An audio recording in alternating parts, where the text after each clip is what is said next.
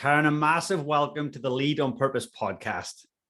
Awesome. Thank you so much for having me.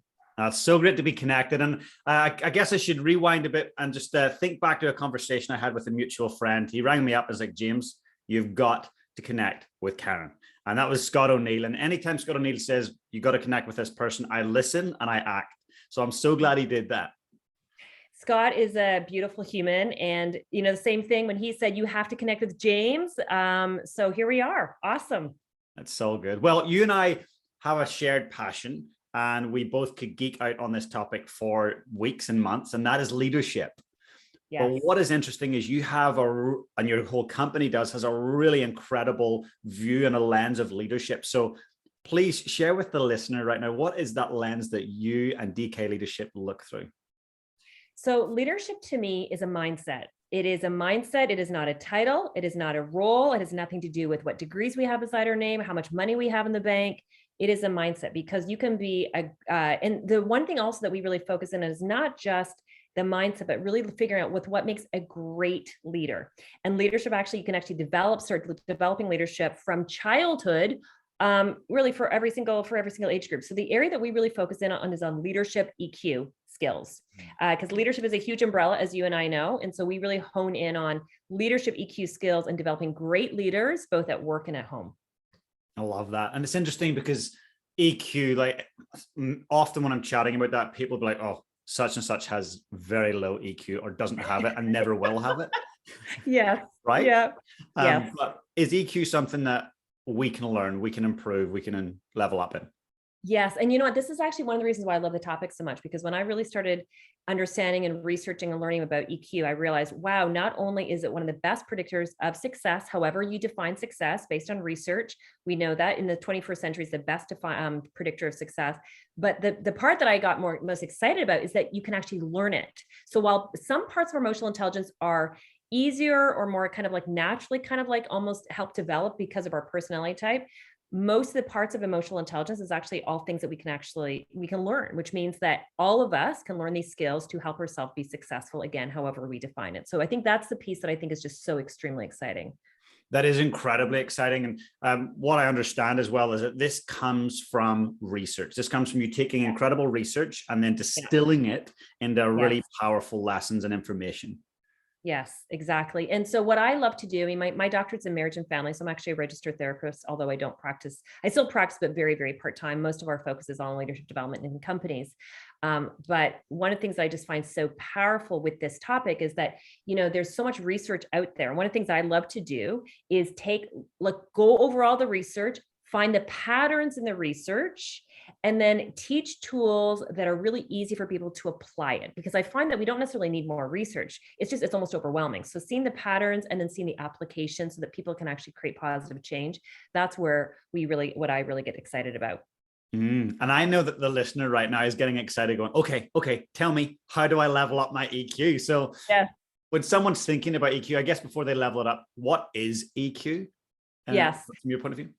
Yeah, so it's a great question. It's actually one of my favorite questions. When I speak at a business conference, and this happened not too long ago, there's about 500 people in this room, and they're all business leaders, mostly C-suite. And I said, put your hand up if you've actually heard of EQ. Everybody's hand goes up, right? They're really happy. They're like, yeah, I know what it is.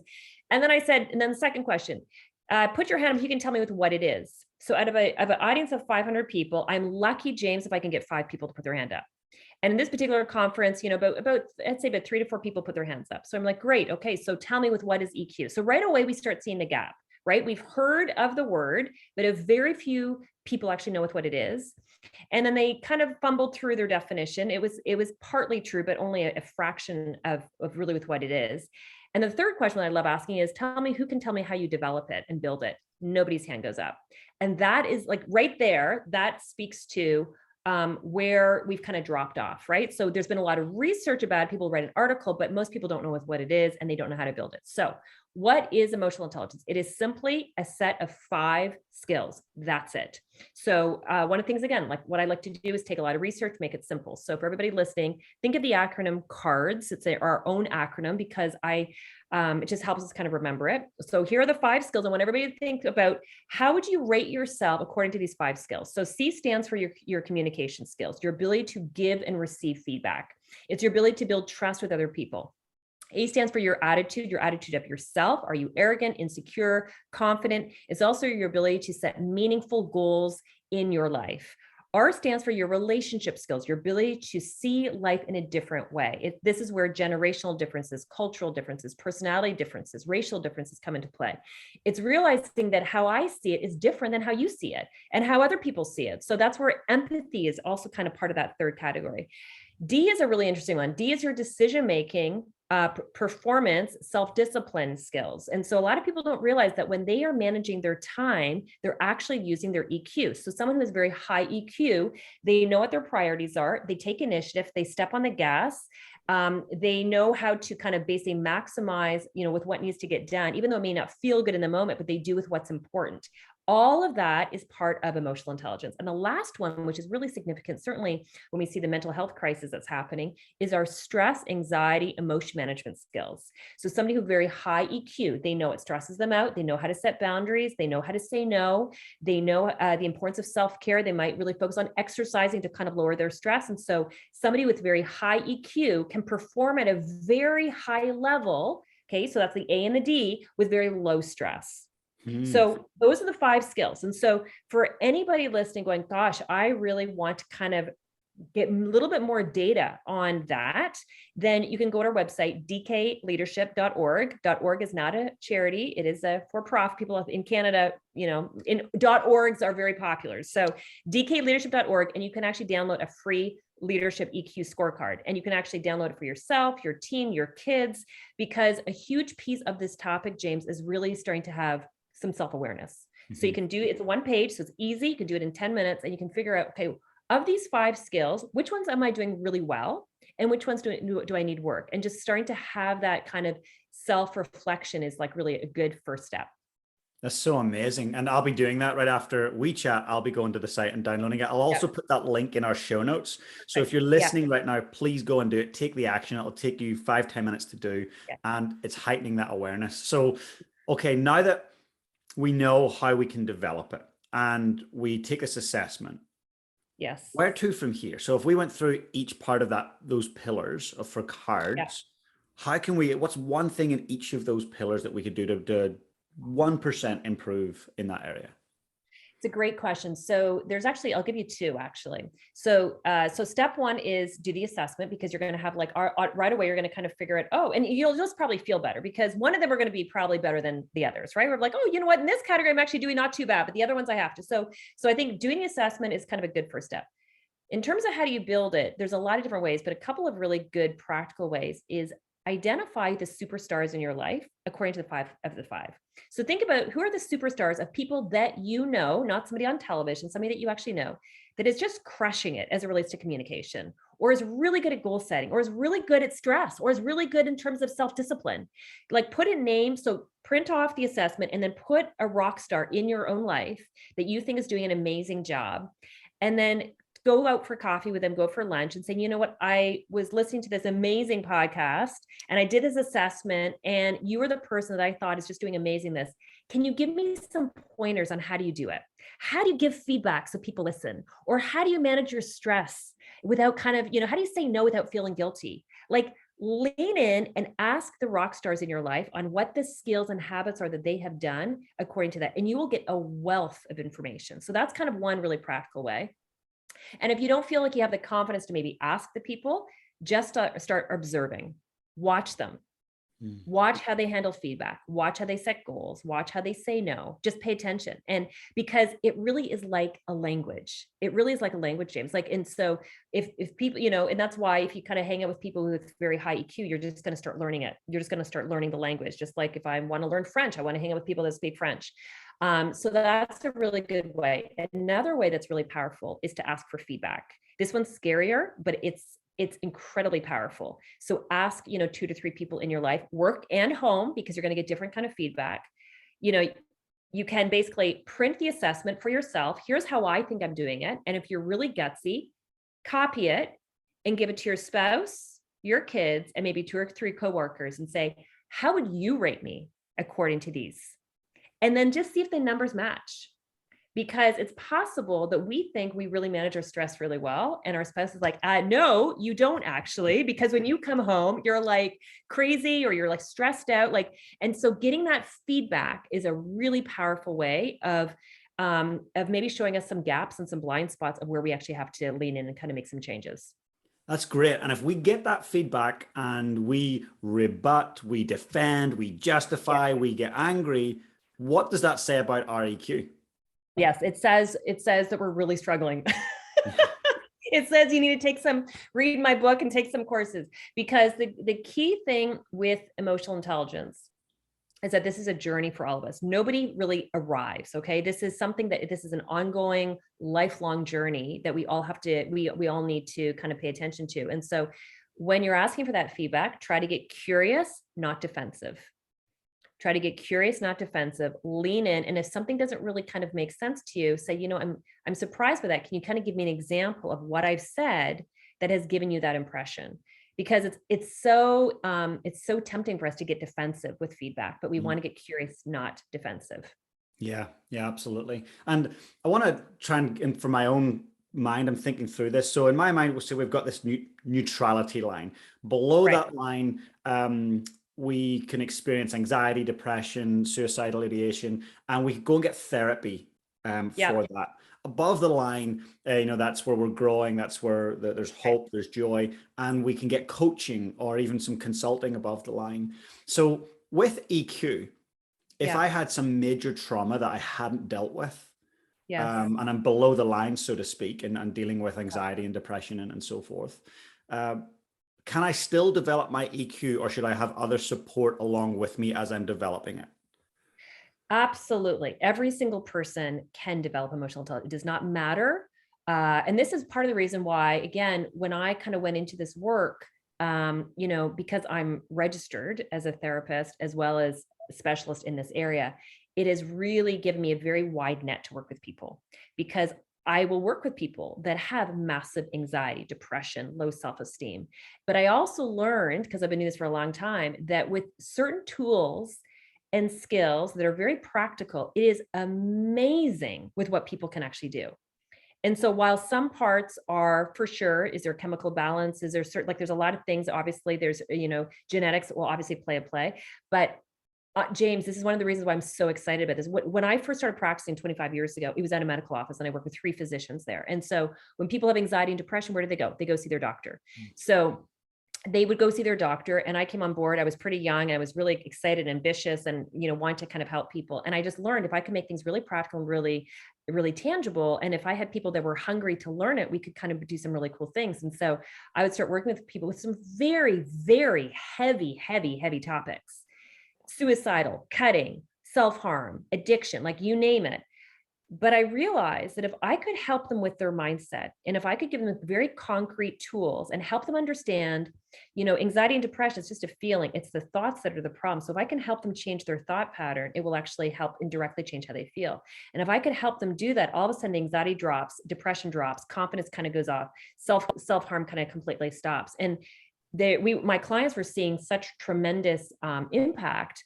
My practice exploded in 2 years. There was almost, over 100 medical doctors in this building, and they would start seeing the results of their patients. And I'm not anti-medication. I mean, some people for sure need it. The majority of my clients never went on it because, and I would always work in collaboration with medical doctors. So I would say, I'm going to focus on your emotional well-being while I'm doing this, because a lot of the topics have a physical impact to it. You always need to be working with your medical doctor. Let me work with you and coach you on very specific tools. And it was amazing with what people could actually do. And so, so it's interesting, right? Because this whole thing about mental health, and people are like, I have anxiety. Yeah, we all have anxiety. Okay. There's a lot of a lot of people do not understand what anxiety is. Just an emotion. That's all it is.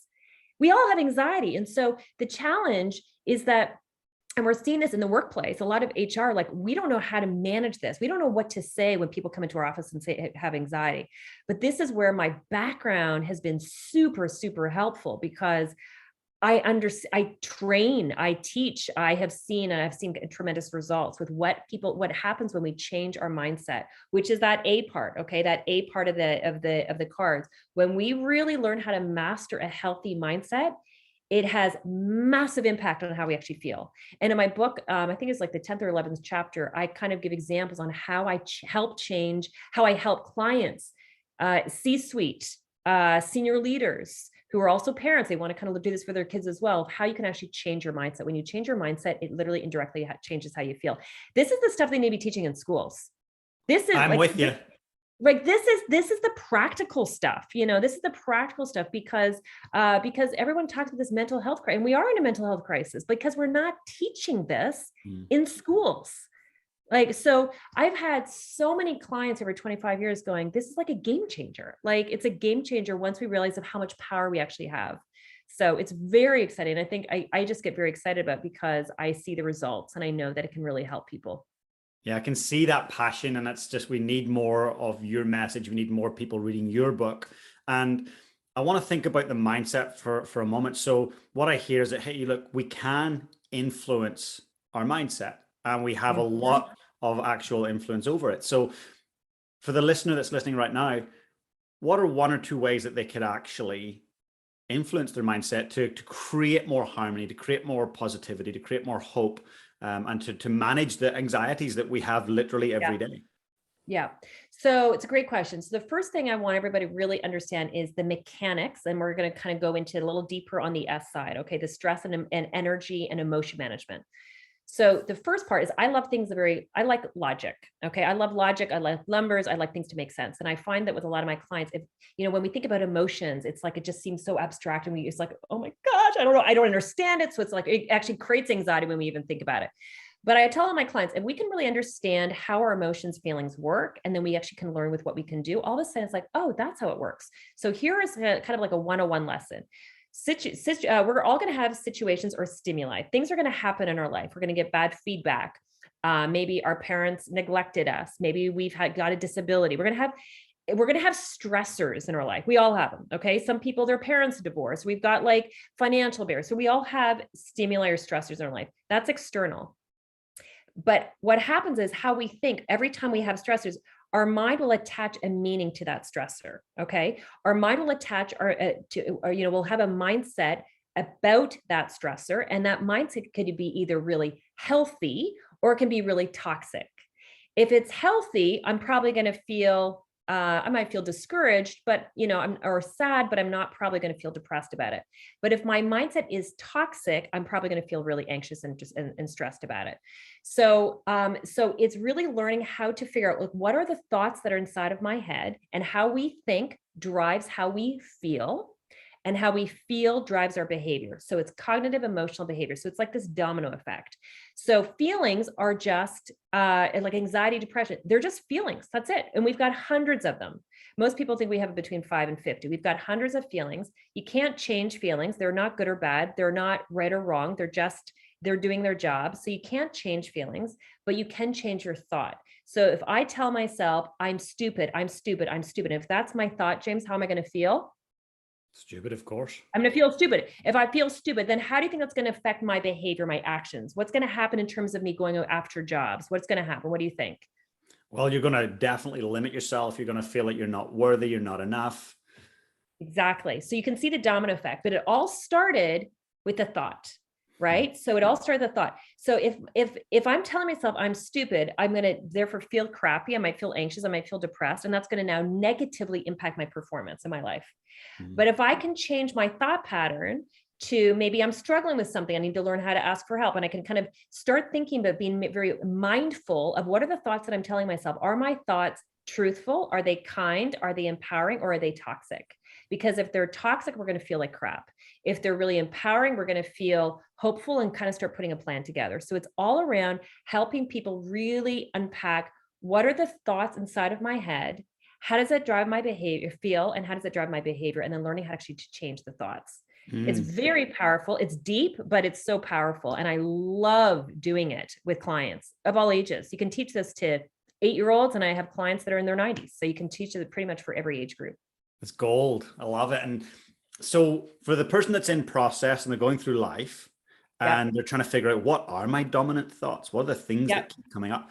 Are there points in their day or their life that those thoughts will come in and they should capture those thoughts before the busyness they get forgotten? Yeah. So what I do with my clients, and I do this with a lot of my executive clients, is, a lot of times they'll come in. So here's usually with what happens for a lot of people. A lot of times they'll come in, they're like, I just don't feel great. I don't feel great. And I'm like, well, how do you feel? I don't know how I feel. Like they're like, the awareness level is just not really there. So the first thing is, I'll try to get them to figure out, what is the feeling that they're actually having. So if I feel anxious, or I feel sad, or I feel depressed, and then I try to get them to connect the thought to it. So I feel anxious because I think what? I think I'm not enough. I think I have to have this net worth. I think I'm not going to get this promotion. I think my kids don't like me. I think my wife's going to leave. Like, I get them to actually start writing down their thoughts. Now, for some people, the thoughts are very top of mind. Just give them a pen and paper and they can actually start writing them down. For a lot of people, they're like, I'm not sure. I don't know. And that's where learning how to be quiet and still is very powerful. And so I'll tell clients, I'm like, that's okay. Let's wait. Let's be silent. Don't worry about the silence. I'm fine. And I allow clients to kind of get comfortable with silence, because in the silence, the thoughts will kind of bubble up. And when they bubble up, then I get them to write them down. And so kind of step one is writing down, what are my thoughts that I'm telling myself? And generally speaking, all of our thoughts start with, I think. That's kind of a good way of kind of, to helping people figure it out. And then I get my clients to look at those thoughts and then ask themselves, would you tell somebody that is just like you, that looks like you, talks like you, has your same job, that is just like you, would you tell your best friend who is just like you those thoughts? And most people will say no. And that's the clue, they're toxic. Because, and when we give advice to our best friend who we love and adore, usually we're going to be giving very empowering, kind recommendations, right? We're not, so it's like a little bit of the flag. Am I telling myself empowering thoughts or toxic thoughts? And that is kind of a good way for people to kind of figure that out. Great. And do you go from then the toxic, that I thinks, and then when it's empowering, do you change the vernacular so it's I ams, or? Yeah, so usually you could, but I find for clients to really adopt, because it's not until they adopt the new thinking, like really adopt it, that they will feel any different. So there's usually like this season in terms of helping people figure it out. So what I have found the most helpful is actually when I get people to rewrite their thoughts, I actually get them to do it in second person, because I find that their brain will adopt it faster if it be kind of be in a second person. Like, what would you say? Okay, if you would not tell your best friend that, what would you say? Because your thought, you can't erase thoughts, you have to replace thoughts. Our brain is very sophisticated. So I usually get clients, if I'm doing this in an individual way, I actually get clients to almost do it in a chart form: toxic thought, new thought. And some of them, I mean, depending on with what the client is, with what they've gone through, even in trauma, even with very, very deep, dark things that people have experienced, very deep stressors, you can still do this kind of work. But it is really, sometimes clients will have like one toxic thought, and when we charge towards it, I help them write like a whole page. Like you charge, you have to approach your thoughts from a very logical perspective, but it's very powerful, because once your brain adopts the new thinking, they'll start to feel different. Their anxiety will start dropping, their depression will start dropping. And that's when actually you can really tell, and this is what I found working at the medical office, is that's when you really can tell is something on a physical basis. If I can really help them have healthy thinking and their anxiety and depression drops, that the root issue is more emotionally based. But if I can get them to develop healthy thinking, but the depression or anxiety is still high, it means you can tell that there's more of a physical base. And that's why it's so critical to always be working with a medical doctor to kind of manage that physical side. Such great advice. It's incredible. And if I'm adopting a new thought and it's empowering and I'm saying it, but I don't yet believe it. So how long do you think that might take me? Do people give up going, I've got a new thought, but actually I still don't believe it today, tomorrow, next week, and they give up on it and go, well, that's not me? Is there a point where we can start to believe our thoughts? Yeah, for sure. And it just is a matter of time. And I tell my clients all the time, like, I know the process. I know how this works. You just got to stick with the program. Like, just stick with the program and just trust me. I know what I'm doing, because I've done this for so long. And James, I've never not seen it work, to be quite honest. Like, so good. But I tell clients, you've got to stick with it. Like, it's like fitness training. You're like, just like training, we are training our body, we are training our mind, so I get clients to write out the new thoughts. I get them to, and then I get them to read it over and over again. And for some clients, it might only take a couple of weeks. For some clients, if the toxic thought is really rooted in their brain, especially, and I'll see this with my older clients, if it's rooted in their brain, it will take them longer, because the toxic thought has been going on longer. So I actually find I can see faster results with kids and teenagers because the toxic thought hasn't been going around so much. But when I got clients in their 30s, 40s, 60s, the same process works, but it just takes longer. So you can kind of rip the weed out when they're younger kids and young adults, because there's no depth to it. Does that kind of make sense? Like, yeah. It hasn't been going, it's a numbers game. To be quite honest, it's a bit of a numbers game. And I'll often even actually, because again, I like logic and I like numbers, and you and I were talking before how we both love to measure things. I love math. It was always one of my favorite subjects. And so I thought, if I can always kind of apply math to this, and it is like a bit of a math game. So I'll ask clients, like, the toxic thought, roughly how long has that been going around your head? Well, it goes around in my head about 10 times. And for how many years? Well, maybe about like over, 10 years. Just add up 10 times 365, like, there you go. That's the number. And this new healthy thought, how long has this been going on for? Well, I've only said it to myself like 2 times. I said, your feelings, and this is where understanding the mechanics of it, your heart does not know the difference between what's a truth and what's a lie. Mm-hmm. If you feed it toxic thoughts, it will feel it. It doesn't have the ability to say, is that truthful? Is it not truthful? And so it's a bit of a numbers game. If you kind of feed yourself really truthful things, it's just a matter of time before your heart will actually kind of catch up. I really resonate with that. I really do. And does that kind of make sense? So it's a bit of a numbers game. And so I just tell my clients, I'm like, okay, you've got like 185,000 times your brain has told you that you're stupid and you're not worth it. Mm-hmm. So it's going to take a little bit of time, but usually it only takes a few hundred times. It doesn't take anywhere near that. But there's a very specific way that I coach clients how to challenge it for the brain to really adopt it. It can't be, it's deeper and bigger than kind of like, kind of one sentences or one kind of comments, or like, you're worth it, like, which is true. But especially with a lot of clients, about 70 to 80% of people really identify with the imposter syndrome, with insecurity. They have got deep rooted toxic thoughts about who they are as a person. And so when we challenge it, we just charge towards it. So you have to challenge it in a certain way for the brain really to kind of adopt it, but everyone can do it. And it just takes a lot of discipline to kind of focus in on it. I love it. And so if we want to charge towards it, how do we do that? What would be the way to do that passionately and with conviction? So in my book, I give this example. There's a number of examples of different kind of CEO leaders that I've kind of worked with. And it's interesting, right? Because we can see people talking about leadership. We can see people that have, they're a CEO of like this big company and they look so confident. And one of the things that I love about my work is when they work with me and they love the fact that I'm a leadership developer and EQ specialist, but I also have this background in counseling, right? So the mask comes off and all of a sudden they start talking about their toxic thoughts. And so in my book, I kind of explain very specifically on how do you do it. So again, like I said, I get clients to kind of like write out, what are the toxic thoughts? Just kind of like make a list. What are the toxic thoughts? And then what are the new thoughts? And making sure that the new thoughts are kind, they're truthful, because you can be kind and loving and be mean about it, right? Mm-hmm. So you want to make sure that the new thoughts are kind and loving, truthful.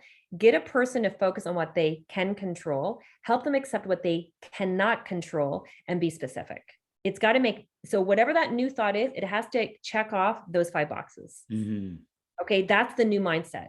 And so I describe it as kind of like, if I have bad eyesight, I get glasses, right? So this becomes the new mindset. This is the new glasses for having a healthy mindset. So whatever thought we're going to be telling ourselves or giving advice to a friend, those are the 5 criteria. Those are the 5 that I found. And the way that I figured it out was kind of fun, actually. I don't know, maybe about my 4th or 5th year of practice, I noticed, self-esteem was a big issue. So I started kind of doing like gathering all the research and how much that was correlated with anxiety and depression and all kinds of different things. And I knew you could change thoughts, but I didn't know how you could do it. And so it was a lot of trial and error. And all I had to do, James, is kind of think about, okay, who do I know in my life that is really good at giving advice? And I figured out 5 different people in my life. Some were colleagues, some were family members, some were friends. And then I started figuring out, what's the pattern of that advice? Like, a lot of people give advice, but why do some people give really good advice or really, really they're wise counsel, and some it's like really bad advice? And I started thinking about these different people. I'm like, what is it that kind of ties the pattern? And I realized it was these 5 things. These were the 5 things that they spoke truth, but in a loving way. And they got me to focus on things I could control and get me to accept the things I couldn't. And they would be really specific about it. And so whenever I'm getting people to reframe their thoughts, that's the criteria. So whatever the stimuli that we have, put on the glasses and think about how we could apply that mindset with whatever external, tough, difficult stressor that we have in our life. And all of a sudden we have a new mindset of actually how to approach life. Your methodology, like I know you cannot see it, but inside I am so excited by what you just shared, like so excited. And I know that the person listening right now is probably on their phone, on Amazon, ordering the book. I'm going to put the link in the show notes, because that's just one thing you share in the book, but that has the power to transform lives, like transform leadership, transform companies, teams, families. Yes. So cool. It is so cool. And it applies to every age group. Like I started creating this methodology and understanding this when I started working with teenagers, then children. And then when I kind of expanded into working with business leaders, I'm like, this is the same stuff. It's reshaped to apply more to a corporate culture, but it's the same stuff. And again, the beautiful thing about it is that these are all things that every single one of us can learn for ourselves, and then we can actually help teach with our team at work and our children at home. It's the same set of tools. And that's kind of with what's kind of put me in a bit of an interesting space in the leader, because as you and I were chatting about before, leadership is a huge umbrella. And what's really set me apart in this world of this leadership arena is that the tools that I teach, you can apply to all parts of your life. It's like the same toolkit. So you can apply this at work and you can apply this at home. It's the same set of tools. Yes, really cross-pollinate across all parts of your existence. Yeah. Yes. Special. Now, what's interesting, it's kind of regional and specific to New Zealand here. We have the highest teenage suicide rate in the OECD. So pretty awful stats. We have the first or second highest domestic violence rate in the OECD. And child mortality rate, I think, is 3rd. So people think of New Zealand, they think of this beautiful place, and it is beautiful, but we do have our problems. And my son is now 6, and the day he was born, there was a big shift in terms of what my priorities were, as most parents could probably relate to. And I thought, okay, I've got 10 years to really learn a lot myself, and then to try and equip him with skills around understanding his emotions and his feelings and how he can manage his mindset. So he's 6, and we've started the work, and it's slow. But I've been reaching out to different people that have operated in that space to be like, what can we do? Because I worked at a private school, and I was there for about 13, 14 years. And there was 10 kids that committed suicide in that time. Oh, that is tragic. Youngest was 10 years old. Oh my God. Horrific. It's just not good enough. And we need to do something about it. And some people are very passionately trying to do stuff about it, and others are trying to like brush it under the carpet. Let's not talk about it. That's not an option for me. So with my little boy, Finn, what you're sharing, I think I need to start, he's only 6, but I need to start having those conversations. And where do I start with such a young child? And I'm sure there's somebody else listening right now that has a kid that's young, or they have a child that's maybe nearing puberty, which is kind of the danger zone for major mental health crisis. Where do we start initial conversations? Oh, it's such a good question. And again, this is one of the reasons why I love this topic so much, because leadership applies to all parts of our life, right? And so when you think about, you can teach leadership skills to your children, is really, so I would say that one of the first things, and I'm a mom of twin boys that are 15 years old. It's been so fun for me to kind of learn this academically and apply it professionally, and then, to apply it to my own family. So my husband jokes, he's like, at the dinner table, I'm like, all of a sudden I'll start going off on a thing. And my husband's like, oh, here's another life lesson, boys. I can't help myself. And they're like, Mom, okay. I'm like, I got it. So I can't, like, I'm like so passionate about it, but they're really good sports about it. So there's lots of different ways you can actually teach kids, but a couple of the really important things, I would actually focus first on a little bit on the east side, or sorry, the stress and the energy emotion management skills. And a really good thing to kind of help kids is start articulating what's the language of feelings. Okay, because feelings, okay, so if you think about feelings, and this is really interesting, a lot of people are not able to articulate the language of feelings. So, okay, James, how many feelings do you think we have? Oof. I mean, when I think about that, I would probably instantly go to 10 or 12. Right. So most people would say that. We have hundreds. Some experts think we have about, plus 3,000 plus.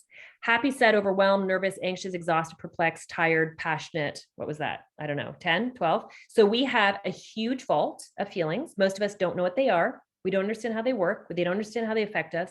And so this would be a really great, simple way for you to start with your son. So he comes home from school and you say, how was your day? And how did you feel? Now, most kids will be like, it was good. I was fine. That's not a feeling. Okay. So feelings are one word. Okay. So feelings are one word: happy, sad, nervous, anxious. And so one of the things that I actually found working with boys in particular is if I ask them, how do they feel? They'd be like, I don't know. Because it's like this vault that they don't understand. So what I do is I give a drop-down menu. I'm like, well, did you feel happy, sad, nervous, anxious? See, if we give a multiple choice, they're like, yeah, I felt happy, or I felt actually sad. So by giving them, actually starting to kind of teach the language of emotions is a really great way of actually helping them lean in. And so you get them to actually start articulating with what their emotion is. And then you can lean in and say, tell me more a little bit about, why did you think that, or what happened in your day that kind of caused that? And so you can kind of lean into it. But helping them be aware of their emotions is a really, really good, a good starting place. It's just for sure a good starting place. That's so helpful. Is that helpful? Very. Yeah. And, one of the things that, I was just on another podcast and I was talking about this, and the interviewer was like, oh, Karyn, he goes, this is like so good. It was around differentiating between a thought and a feeling. This is another really big one. Okay. And this kind of ties into both the C and the S, going back to the cards analogy. So here's another question for you, James. I feel as though you're a terrible dad. Okay. That's a sentence. Is that a thought or a feeling? I feel as though you're a terrible dad. So to me, when you say I feel, it makes me feel that that's just your feeling. But then again, no, when I think about it, that you haven't actually described a feeling. It's a thought. It's a thought. Correct. Okay, everybody listening, this is super important because you can apply this both at the office and with your spouse and with your kids. Most people don't answer that question right. It is a thought. I'm going to say it again. I feel as though you're a terrible dad. I've used the word feel in it, but it's not a feeling. It's actually bad English. And a lot of us talk this way. It should be, I think that you're a terrible dad, and therefore I feel frustrated, sad, disappointed. Why is this so important? Because as a parent and as a leader, you want to empathize with feelings, but you can challenge thoughts. You never challenge a feeling. So if somebody says, I feel anxious, I feel depressed, I feel sad, I feel abandoned, you never challenge feelings, but you can challenge the thought. So, and so this is a really, really important thing, because I see this, if I do marriage coaching, for example, I see this all the time. So people will say, I feel like you're not really a good partner, but don't challenge me on that, because that's how I feel. And the person's like, what do I do? Like, so they feel stuck, right? But that's actually really bad English. So you're like, no, what is the feeling? You can listen to the feeling, you can empathize with the feeling, but you actually challenge thoughts. And this is really important in conflict work, in communication work, but also with your kids. So with your kids, you help them really understand what's a feeling, what's a thought, and to learning to differentiate it. So I'm going to listen to my feelings, but I'm going to really start paying attention to my thoughts. I'm either going to challenge my thoughts or redo my thoughts. And just helping people. And that's all part of that EQ side that I'm talking about, that kind of S side. And you start teaching it young. James, you can start teaching literally to your kids. Yeah. And kids will pick it up faster. They will actually pick it up faster, I find, actually more than adults. It's interesting because Finn, for probably the last year and a half, so from about 4.5 through till this point, often when there's heightened emotion, he'll have his moment and then he'll say, Dad, I just feel sad. Or Dad, I feel really tired, like after a big outburst. And I'm like, right. Thank you for sharing that. Like, what do you need? Let's talk. So what you can do, so what you do is you empathize with me, like, thank you for sharing. So what you do, thank you for sharing. Help me understand why you feel sad. Okay, so listen to the feeling, empathize with the feeling, but lean into it. Okay, so he might say, I feel sad because I got left out at school, or I feel sad because my friend didn't sit down beside me. So all of a sudden you're going into the thought. Or he might say, I feel sad because I have no friends. I think I have no friends, Dad. So hear the thought and the feeling. And so what you do, you empathize with the feelings, like, thank you for sharing. I can understand you feeling sad. Let's talk about that thought. See, what I'm doing is I'm helping him separate it. Let's talk about that thought. When you say that you think you have no friends, do you really think that's true? Is that a truthful comment? Because I know that you hang out with Brad and Joey. And so let's lean into that. Well, yeah, but I don't really hang out with them that much. See, what I'm doing is I'm starting to challenge the thought. Because it's very possible that maybe he does have friends, but maybe the one friend that he really wants is not paying attention to him. Do you see what I'm doing? Yeah. So feelings are really, really helpful to help us understand with what the thought is. But we don't want to just empathize with feelings. In fact, if we empathize too heavily with feelings, sometimes that can actually breed entitlement. You want to be careful about that.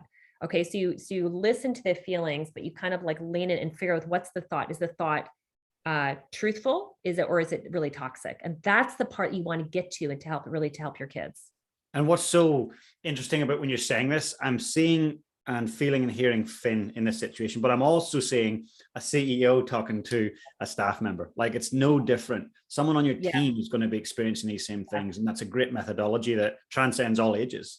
Yes, it does. And this is the beautiful thing about this topic. That's why I love it. And that's why so many of the CEOs and senior leaders we work with, they're like, Karyn, I love this. I can apply this. They're like, oh my goodness, this is so helpful. I can apply this with my team. I can apply this with my clients, my customer, and I can apply it with my kids. And that's, I think, the beautiful thing about it is just, it's so transferable to all parts of our life. Mm-hmm. And as you were speaking, I was just thinking about feelings and emotions. So are they one and the same, or are they different? It's a little bit of a debatable topic. So feelings are kind of more with what I was saying, like happy, sad, nervous, anxious, perplexed, they're one word. Emotions it's a bit more of a broader topic, and it kind of almost embodies more the physical part of it as well. So for example, if I feel anxious, usually it's because my thoughts are about future. What if I don't get this job? I think, what if I don't get this job? What if I don't get married? What if I don't have this medicine net worth? So anxiety tends to be fueled by thoughts that are about the future. Stress is usually correlated more with the thoughts around time. I don't know if I have enough time to get this project done. So when we talk about emotions, it's the feeling part, but it's also how it affects us physically. So if I have anxiety, I might get, really dry throat. My heart might start racing. I might have stomach issues, right? Like, so it takes on like a physical component, which is why whenever I work with a client, kind of when you talk about kind of below the line, or anytime that they have like some real anxiety, stress, depression, like these are serious, they're not making this stuff up. These are real things.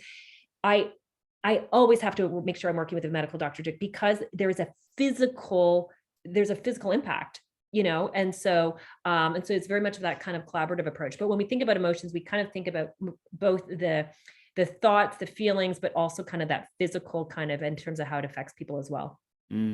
That's so helpful. Thank you. Really, really helpful. And let's just for a moment, I'd love to chat about your book. What inspired you to write the book? Why the title? And what's the impact you want to make on the world around you with the book?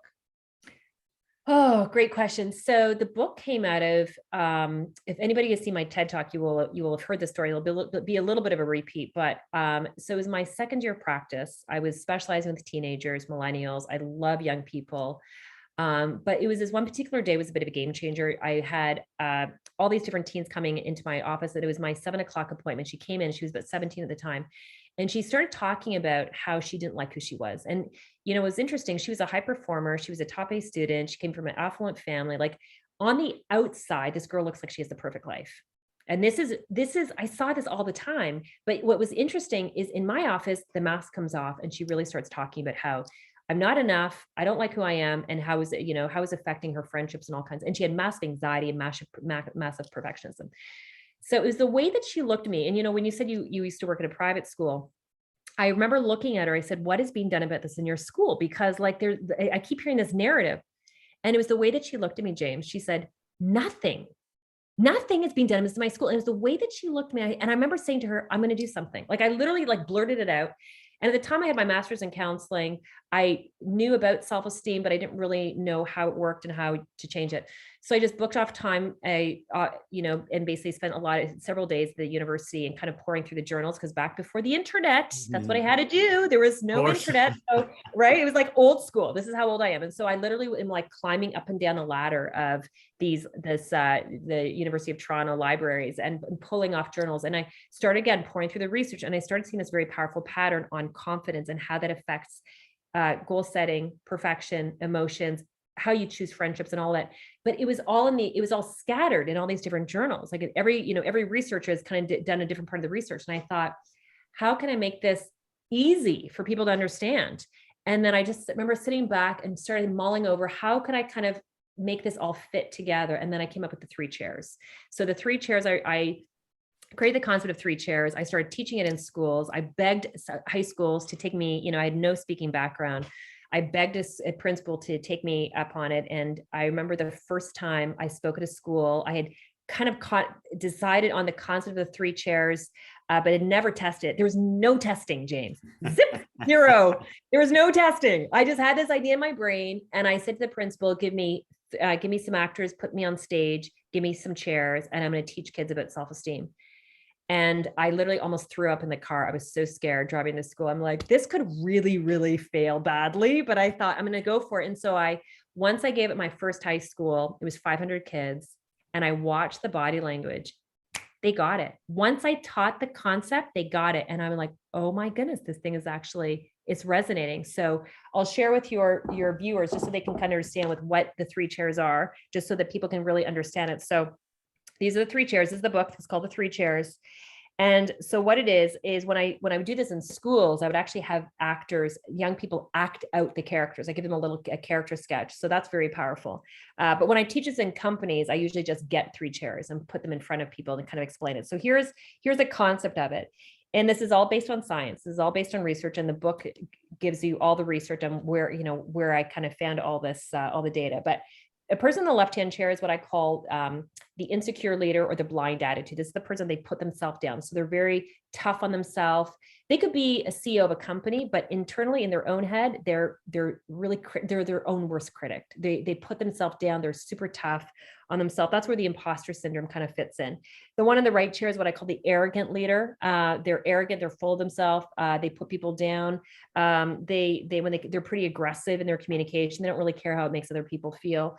And then you've got the middle chair leader, the confident leader. And this is the person that feels really good about themselves. They don't feel like they're better than anybody else, but they have a sense of humility. And this is a really key part. This is the leader that says, I know a lot, but I don't know everything. So I'm going to seek out feedback. I'm going to ask for people for my blind spots. And so I teach the 3 chairs, and it's powerful because once you kind of identify with what chair you're sitting in, you can make very strong, educated guesses based on research on how you actually make decisions. So if I'm sitting in the left chair, and this is really good for parents. So if I've got a 10-year-old and they're sitting in the left chair, James, who do you think they're going to be attracted to for their friends? What's your guess? In terms of being there, so the one on the right chair was the arrogant, aloof. Yep. In the middle, heart-centered. Yep. Self-love, know who they are. Yep. Yeah. And then on the left, so they're probably going to not make great choices in friends. Right. Exactly. And that's what we find. Research tells us that if I've got a child who is sitting in that left chair, they are more likely to choose friends that are also sitting in that left chair or sitting in that right chair.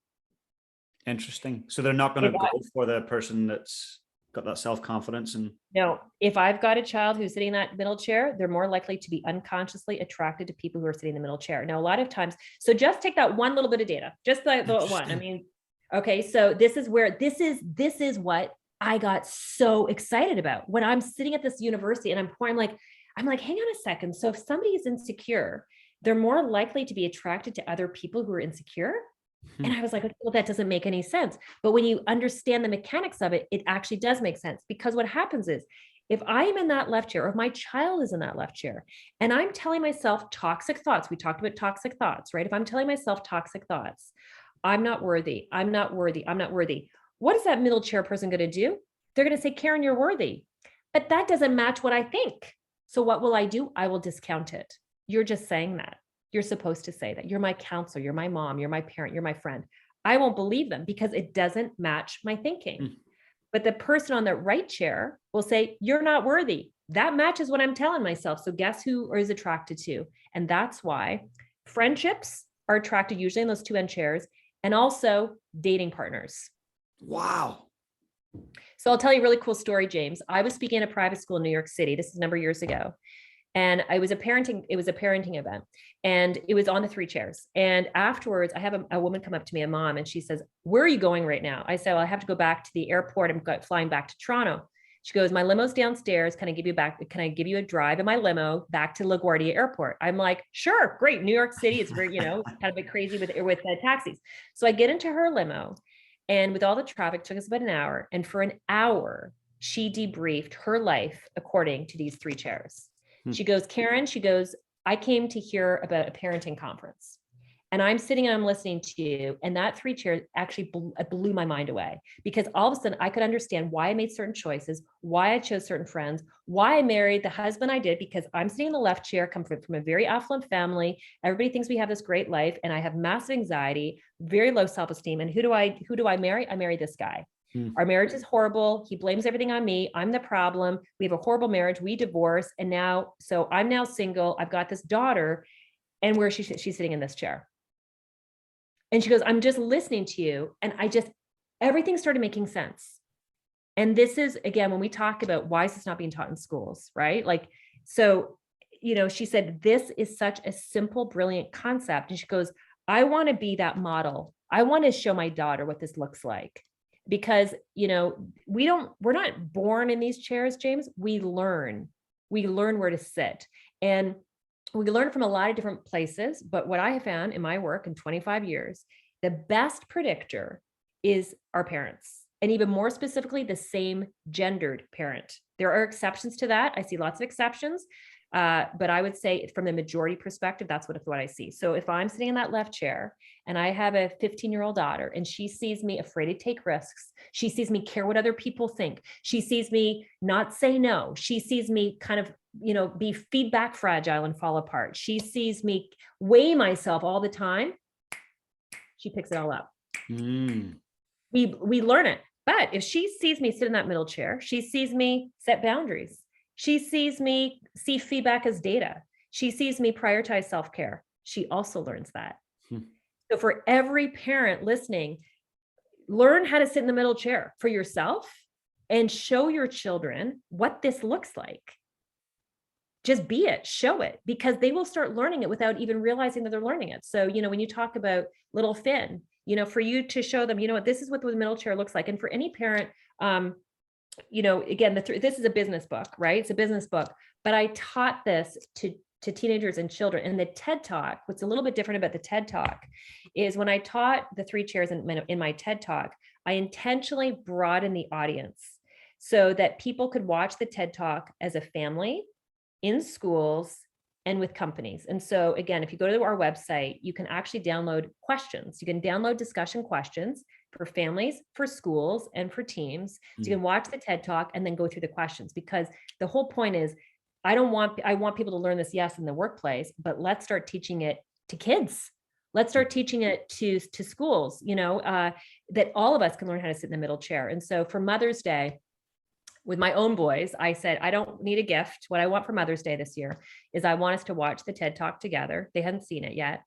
And I want us to print off my own discussion questions and let's discuss it as a family. And James, it was amazing. For an hour, my husband, my twin 15-year-olds and myself, I just let them watch the TED Talk, and they had not seen it yet. And then we went through literally every question that is on our handout.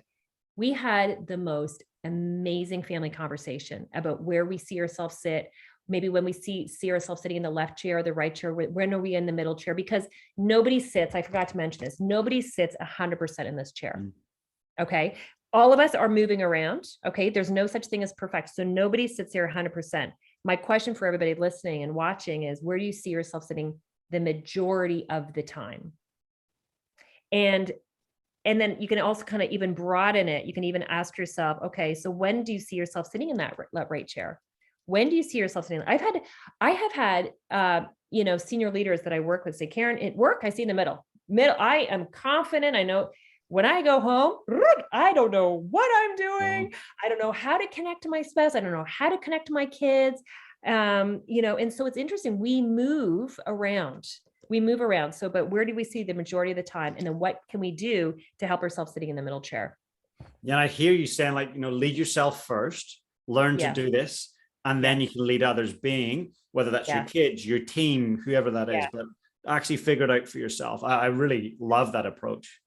Well, and it speaks because, one of the things I learned working with teenagers many years ago is the one thing that, what do they hate? Hypocrisy. So, so parents listening, if you are sitting in that left or that right chair and you're trying to pump up your kids to sit in the middle chair, they won't listen to you. You won't have earned their respect. You have to show them what this looks like. And by showing them, and again, that's not perfection, it's kind of like, but really trying to really show them how to, as best as you can. I mean, again, nobody's in that middle chair all the time, but if you can really try to show them what that looks like, that is going to be your best kind of education to your kids. Incredible. Well, I can't wait to be getting that book for a lot of my clients and friends and family so they can check it out. I'm going to put that in the show notes, and also your TED Talk. I know that whoever's listening right now will want to check out that TED Talk. It's got north of 1 million views in the last 3 months. That's incredible. Crazy. And it's only growing. So I'll make sure to put that in there. So if you're listening right now, please go and check that out right after the podcast. Awesome. That's amazing. Well, I just want to say a huge thank you. I've always got a question that I like to ask at the end before we wrap up. And that question is this. So let's say we fast forward towards the end of your life. That's many, many years out from now. And you've got a very young person in your family or in your life that you care about. And they want to ask you one last question. And that question is this: how do I lead my life with purpose? What advice would you give them? How do you live your life with purpose? Oof. It's like a divine question, I think. I talk in the book about what I call the 6 P's of engagement. For somebody to really be successful, however you define it, there's kind of 6 kind of buckets they have to pay attention to. 6 P's of engagement. You can apply it to companies, self, and also with your kids. It's an amazing goal exercise, actually. But one of the 6 P's is on purpose. That's actually that's actually the first.